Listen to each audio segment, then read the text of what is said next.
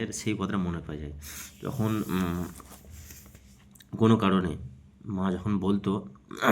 হঠাৎ কোনো কিছু কারণবশত আমি মাকে জ্ঞান দিয়েছি কোনো একটা কারণে যাই বলছি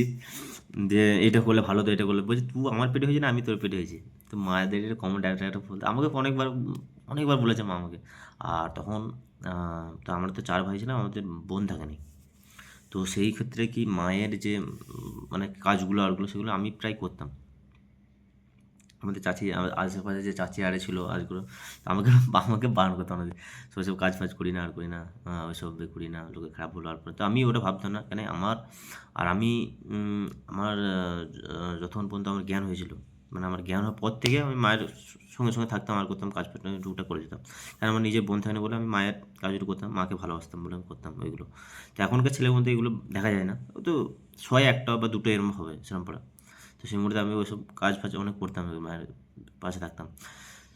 আর সেই কাজগুলো করি বলে না এখনও মনের মধ্যে একটা শান্তি আসে মা এখনও প্রায় চলে গেছে 2 দিন হয়ে গেলো প্রায় সেই জিনিসগুলো তুলে আমার মনের মধ্যে এখনও শান্তি লাগে যে এগুলো কাজ মায়ের জন্য করতে পেরেছি এগুলো অনেকদিন ভালো লাগে আমাকে এগুলো এখনও যে মায়ের জন্য ছোটোবেলা থেকে কাজ করে এসেছি এগুলো একটা মনের মধ্যে শান্তি লাগে যে মা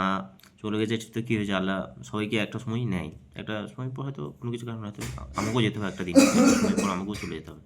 আমিও থাকবো না হয়তো কেউ থাকবে না পৃথিবীতে যেই জন্ম যেই নিয়েছে তাকে একদিন মৃত্যু অনিবার্য যেতে হবে এটার কথা